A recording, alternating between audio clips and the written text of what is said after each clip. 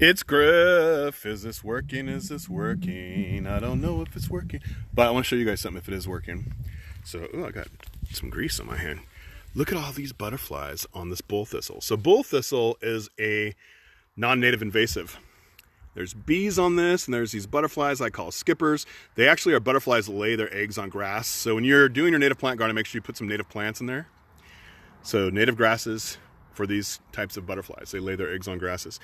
I believe the species does. If you know better, please let me know, because I'm still learning about plants and their butterfly host plants.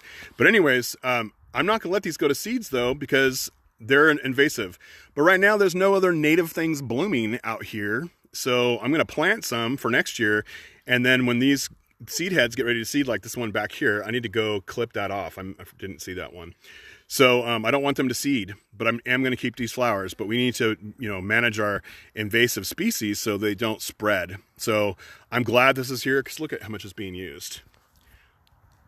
Every flower is covered in pollinators pretty much constantly, because it's the only thing out here.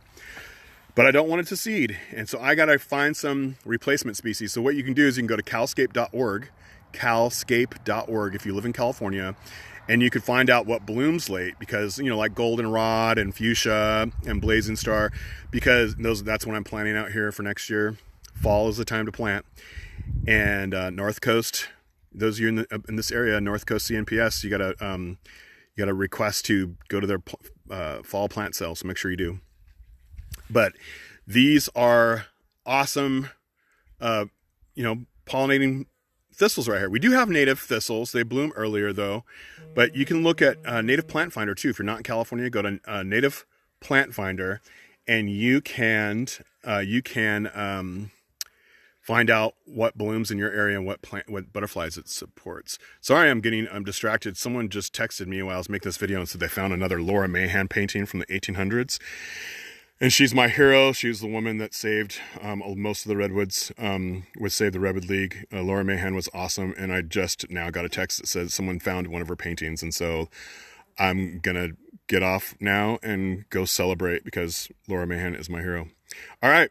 So if you have invasive plant that's flowering, don't let them go to seed, and then find out what blooms late in the year, what blooms at certain times on Calscape or Native Plant Finder, and make it work, y'all. Because native plants attract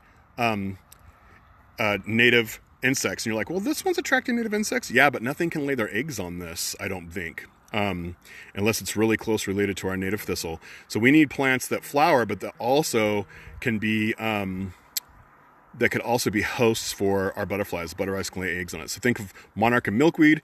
There's lots of butterflies that have associations like that. Like these little guys lay their eggs on grasses, native grasses. All right, so I'm getting tons of text messages about Laura Mahan's painting, so I'll talk to y'all later.